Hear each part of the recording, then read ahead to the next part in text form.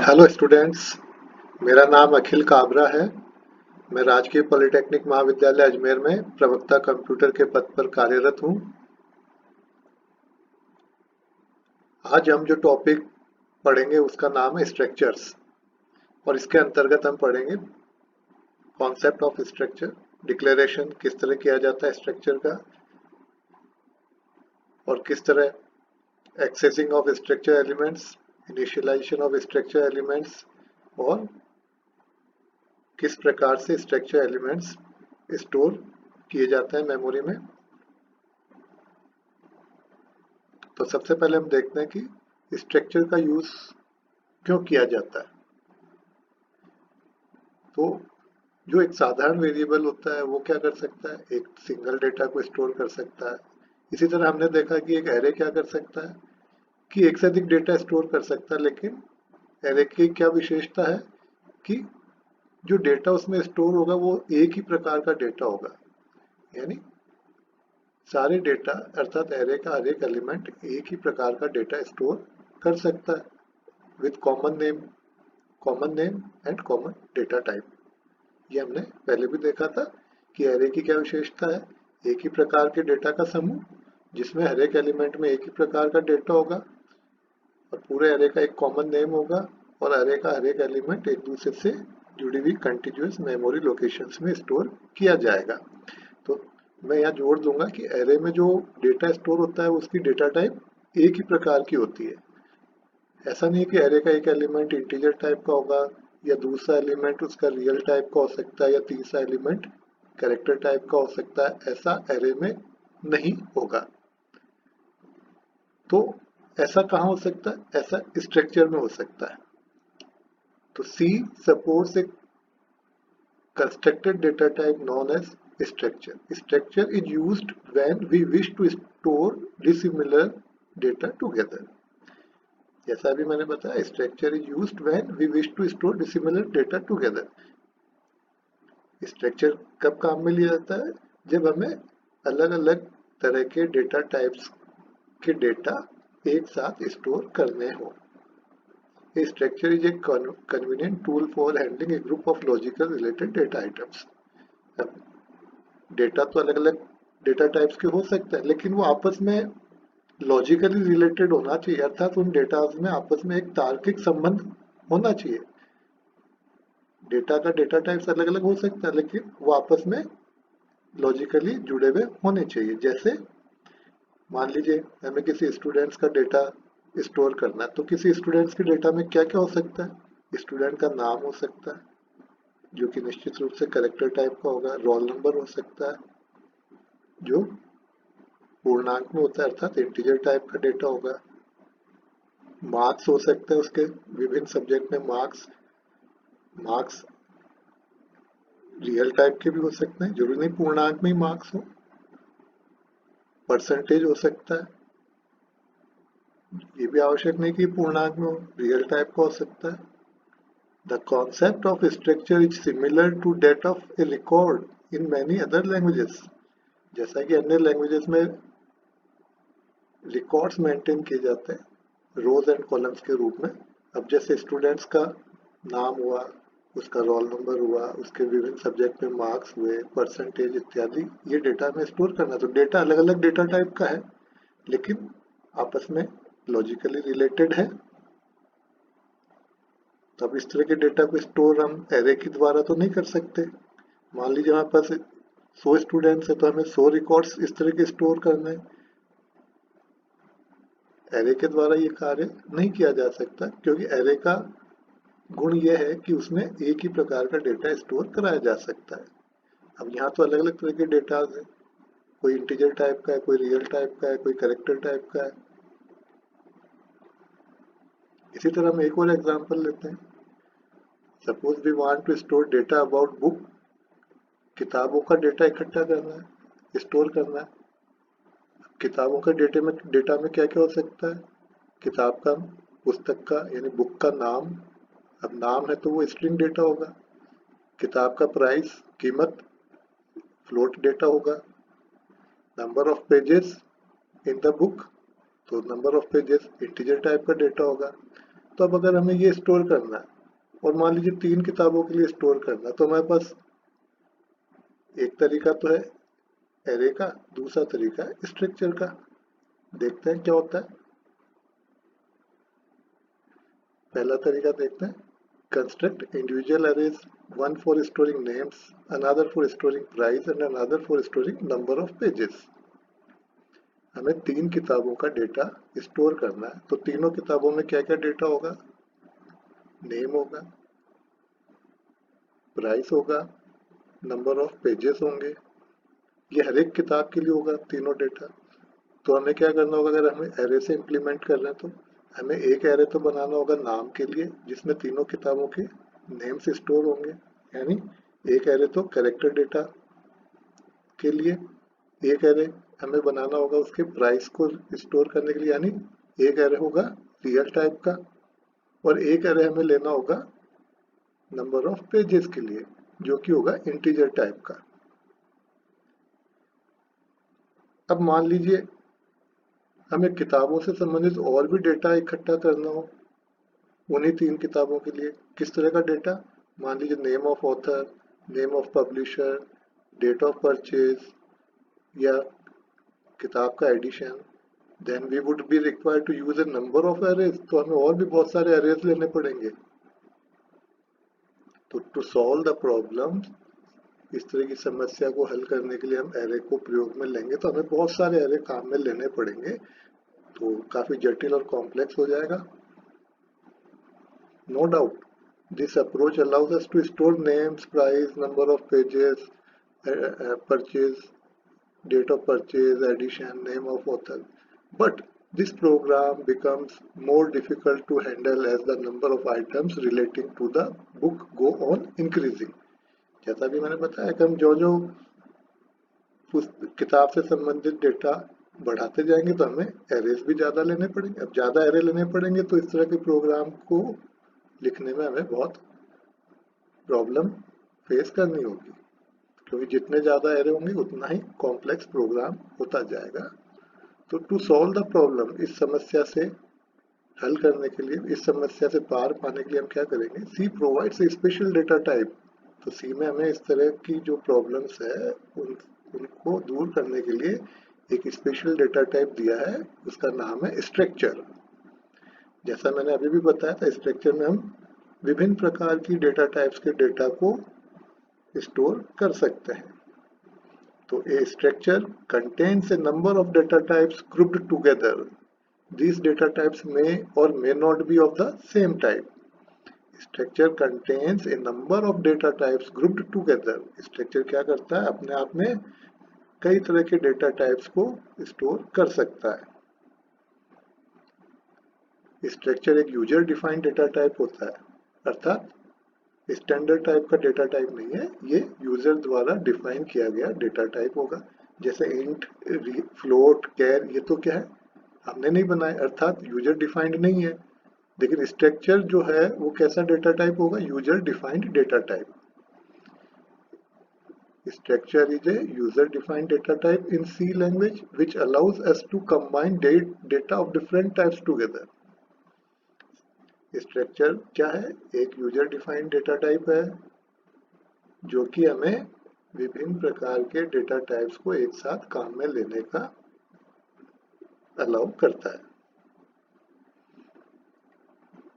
It is somewhat similar to an array, कुछ array जैसा है, but an array holds data of similar type, but structure on the other hand can store data of any type। Structure और array में क्या अंतर है, दिखने में एक जैसे हैं, लेकिन स्ट्रक्चर में अलग अलग डेटा टाइप्स के डेटा स्टोर किए जा सकते हैं, लेकिन एरे में ऐसा नहीं होता। एरे में जितने भी एलिमेंट्स होंगे वो कैसा डेटा रखते हैं, सिमिलर टाइप का। यदि कोई एरे इंटीजर है तो उसका हर एक एलिमेंट इंटीजर टाइप का डेटा स्टोर करेगा। यदि फ्लोट टाइप का एरे है तो उसका हर एक एलिमेंट फ्लोट टाइप का डेटा स्टोर करेगा। जैसा भी मैंने पहले बताया था, ऐसा नहीं हो सकता कि एरे का एक एलिमेंट इंटीजर, अगला एलिमेंट रियल और उसके बाद वाला एलिमेंट कैरेक्टर टाइप का हो, ऐसा एरे में संभव नहीं है। जबकि स्ट्रक्चर क्या है, एक यूजर डिफाइंड डेटा टाइप है जो कि हमें क्या अलाउ करता है, which allows us to combine data of different types together. फिर से देखिए, a structure is a collection of variables of different data types grouped together under a single name. जैसा array में है, common name होता है, कॉमन डेटा टाइप होता है, array में तो कॉमन डेटा टाइप होता है, लेकिन यहाँ कॉमन डेटा टाइप नहीं होगा, नाम जरूर इसका कॉमन होगा. A structure is a collection of variables of different data types grouped together under a single name. Array क्या है? Structure क्या है? Collection of variables of different data types grouped together under a single name. It provides the most useful and powerful way for keeping related data like records together. A structure can contain any valid data types like int, float, char, even arrays and other structures. Each variable in a structure is called a structure member or element of structure. अभी हम इसको उदाहरण की सहायता से समझेंगे कि जब हम किसी स्ट्रक्चर को डिक्लेयर करते हैं, अर्थात अपना यूजर डिफाइंड डेटा टाइप बनाते हैं, तो उसमें डिक्लेरेशन के क्या नियम है, मेंबर या एलिमेंट से क्या मतलब होता है. इसी तरह structure type variables are called instance और वेरिएबल ऑफ द स्ट्रक्चर. तो स्ट्रक्चर को डिक्लेयर किस तरह किया जाता है वो अगली स्क्रीन पे देखते हैं. Declaration of A structure. एक रिजर्वर्ड काम में लिया जाता है. स्ट्रक्ट रिजर्वर्ड है, स्ट्रक्ट, उसके आगे स्ट्रक्चर जिस नाम से बनाया जा रहा है उसका नाम लिखा जाता है. रिजर्वर्ड स्ट्रक्ट, उसके आगे क्या लिखा जाएगा, नेम ऑफ द स्ट्रक्चर, और ये दो ब्रैकेट्स हैं, इनके बीच में क्या लिखा है, डेटा टाइप स्ट्रक्चर एलिमेंट 1, इसी तरह स्ट्रक्चर एलिमेंट 2 और उसकी डेटा टाइप, स्ट्रक्चर एलिमेंट 3 और उसकी डेटा टाइप, इसी तरह अन्य, और सेमीकोलन यहाँ लगेगा, और उसके बाद हम लिखेंगे स्ट्रक्ट, और जो नाम यहाँ दिया था वो स्ट्रक्चर का नाम, फिर वेरिएबल 1 कॉमा वेरिएबल 2 कॉमा अन्य वेरिएबल के नाम, और अंत में सेमीकोलन. अब इसको ध्यान से समझिएगा. जिस तरह हमारे पास एक डेटा टाइप है इंट, एक है फ्लोट, इसी तरह ये जो डेटा टाइप है ये हमने स्वयं बनाई है. इंट और फ्लोट हमने नहीं बनाई, लेकिन स्ट्रक्ट एक ऐसा डेटा टाइप है जो हम स्वयं बना रहे हैं. तो इसको जब हमने डिक्लेयर किया तो इस डेटा टाइप का जो भी नाम हम रखेंगे वो यहाँ लिखेंगे. तो रिजर्वर्ड है स्ट्रक्ट और ये उसका नाम, और यहाँ ये जो मौजूद है इनको हम कहते हैं एलिमेंट या मेंबर ऑफ स्ट्रक्चर. अब हमने अपना डेटा टाइप बना लिया, अब उस डेटा टाइप का यूज भी तो करना पड़ेगा. तो जैसे हम मान लीजिए कोई वेरिएबल है आई, हमने कहा ये इंटीजर है तो हम लिखते हैं इंट आई. अब मान लीजिए मैंने ये डेटा टाइप बना लिया, तो इस डेटा टाइप का कोई वेरिएबल मुझे डिक्लेयर करना, तो मैं क्या लिखूंगा, ये डेटा टाइप का नाम और उसके आगे वेरिएबल.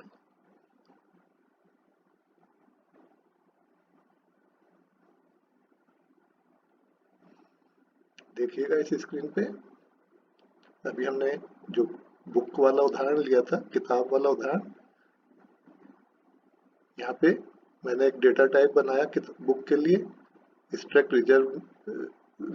रिजर्वर्ड है, स्ट्रक्चर का नाम है बुक, और यहाँ मैंने नेम, प्राइस और पेजेस, ये तीन क्या लिए हैं, एलिमेंट्स.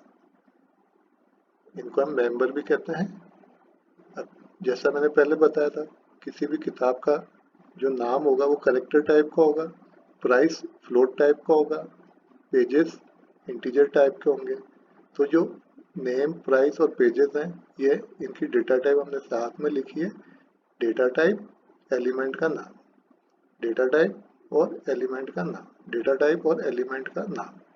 तो नेम, प्राइस और पेजेस क्या है, name, price and pages are element, और we can say members of the structure. ये ब्रैकेट बंद, यहाँ सेमीकोलन.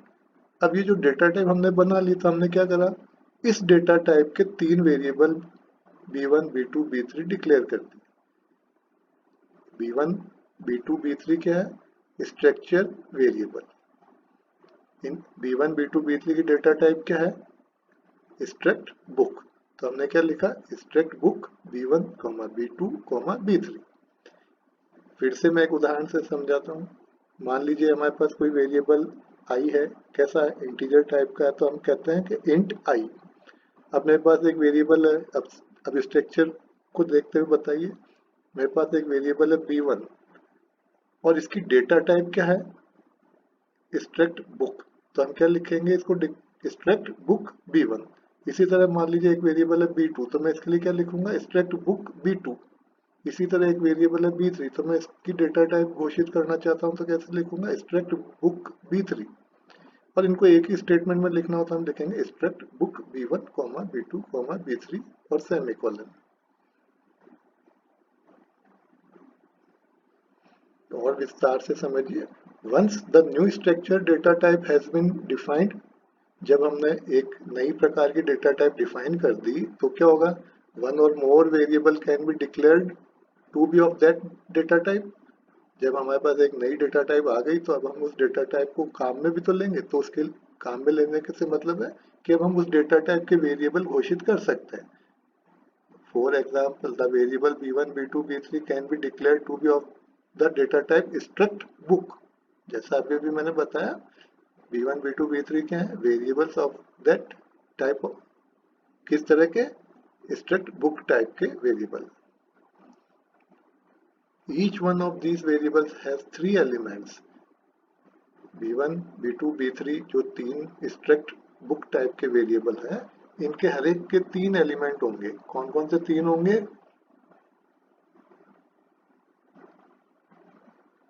नेम, प्राइस और पेजेस। b1 मान लीजिए बुक 1 के लिए हम काम में ले रहे हैं, तो जो बुक 1 है उसका नाम, उसका प्राइस, उसकी कीमत, पेजेस। तो हर एक वेरिएबल के 3 एलिमेंट होंगे। Each one of these variable b1, b2, b3 of this data type will consist of a character variable. कौन सा होगा वो character variable? Name.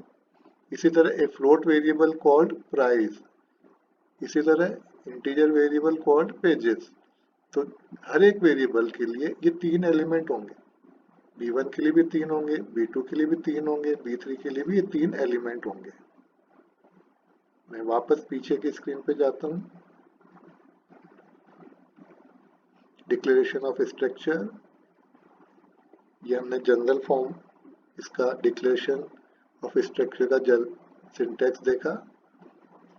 Struct keyword है, स्ट्रक्चर का नाम यहाँ लिखा जाएगा और इन ब्रैकेट के बीच में एलिमेंट्स होंगे, साथ में उनकी डेटा टाइप होगी।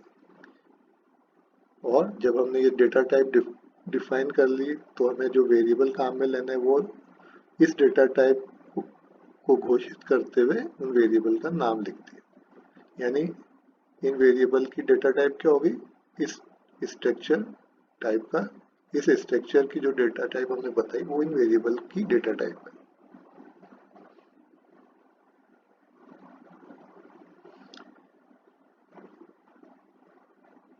हम स्ट्रक्चर वेरिएबल्स की जो डेटा हम स्ट्रक्चर में यहाँ वेरिएबल के संग में डेटा टाइप लिख रहे थे, कौन सी? Structure name. अगर हम चाहें तो उसको ओमिट यानी छोड़ भी सकते हैं, हम उनको नहीं भी लिखेंगे तो भी ये काम करेगा। इसलिए मैंने इस स्क्रीन पे ये दिखाया फिर से कि omit structure data type in declaration of variables of this type। हमने यूजर डिफाइंड डेटा टाइप बना लिया, अपनी स्ट्रक्चर बना लिया, एक स्ट्रक्चर और इसके एलिमेंट्स बुक, और यहाँ हमने वेरिएबल्स लिए। तो ये कोई आवश्यक नहीं कि साथ में यहाँ स्ट्रक्ट और स्ट्रक्चर का नाम लिखा जाए, हम उसको छोड़ भी सकते हैं। इसी तरह स्ट्रक्ट कीवर्ड लिखा है, स्ट्रक्चर का नाम ओमिट किया जा सकता है, यहाँ से भी हटा दिया और यहाँ से भी स्ट्रक्ट और स्ट्रक्चर का नाम हम छोड़ा जा सकता है, तो भी ये कार्य करेगा। लेकिन मूल रूप से जो हम काम में लेंगे वो ये जनरल फॉर्म है, स्ट्रक्ट, स्ट्रक्चर का नाम, ब्रैकेट्स और बीच में एलिमेंट्स, और स्ट्रक्ट, स्ट्रक्चर का नाम, वेरिएबल की लिस्ट। ये वेरिएबल 1, 2, 3 क्या है, किस टाइप के हैं, स्ट्रक्चर टाइप के, जो डेटा टाइप हमने बनाई है। ये हमने उदाहरण लिया है जो मैं समझा चुका हूँ, मैं वापस से बता रहा हूँ। हमारे पास जो बुक है उसमें हमें क्या क्या एलिमेंट्स चाहिए, name, price, pages. Name character type, तो डेटा टाइप क्या होगी, character, name, float, price, int, pages. Name, price and pages are elements. इन एलिमेंट्स को मेंबर्स भी कहते हैं। B1, B2, B3 क्या है, B1, B2, B3 are structure variables, और we can say instance. This statement defines a new data type called struct book. ये कैसी डेटा टाइप बनाई हमने, स्ट्रक्ट बुक, जिसके 3 एलिमेंट है, नेम, प्राइस, पेजेस, और वेरिएबल है B1, B2, B3। और हर एक वेरिएबल के each of these variables B1, B2, B3 of this data type will consist of a character variable name, float variable price, और integer variable pages. यानी each one of these variables has 3 elements as specified by the template. अब यहाँ ये भी ध्यान रखने लायक बात है, remember that the elements of structure themselves are not variables. They don't occupy any memory until they are associated with the structure variables such as B1 और B2 और B3। कि जो स्ट्रक्चर के एलिमेंट्स है वो मेमोरी में जगह occupy नहीं करते। कब तक नहीं करते, जब तक कि वो B1, B2, B3 अर्थात स्ट्रक्चर वेरिएबल्स के संग एसोसिएटेड नहीं हो जाते। तो अब हम देखते हैं एक्सेसिंग ऑफ स्ट्रक्चर एलिमेंट्स, कि स्ट्रक्चर एलिमेंट को किस तरह एक्सेस किया जाएगा। तो यहाँ एक ऑपरेटर हमें काम में लेना होगा जिसे हम कहते हैं dot operator. So to refer to name of the structure defined in our example, we have to use b1.name। ये डॉट ऑपरेटर है, डॉट ऑपरेटर से पहले स्ट्रक्चर वेरिएबल होगा और डॉट ऑपरेटर के बाद में स्ट्रक्चर एलिमेंट या स्ट्रक्चर मेंबर होगा। क्या होगा, मान ये b1 क्या है, स्ट्रक्चर वेरिएबल, नेम क्या है, स्ट्रक्चर एलिमेंट, और बीच में क्या लगा है, डॉट।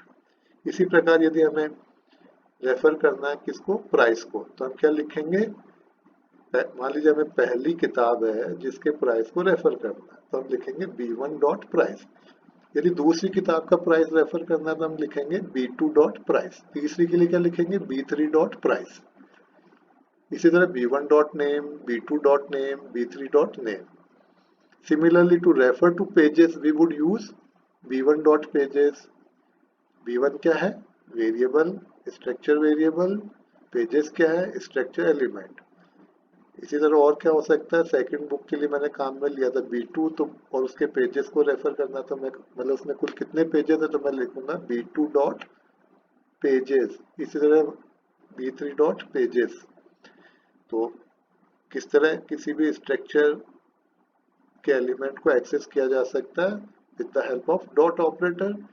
और डॉट ऑपरेटर के पहले लिखेंगे स्ट्रक्चर का वेरिएबल और डॉट ऑपरेटर के बाद लिखेंगे स्ट्रक्चर का एलिमेंट।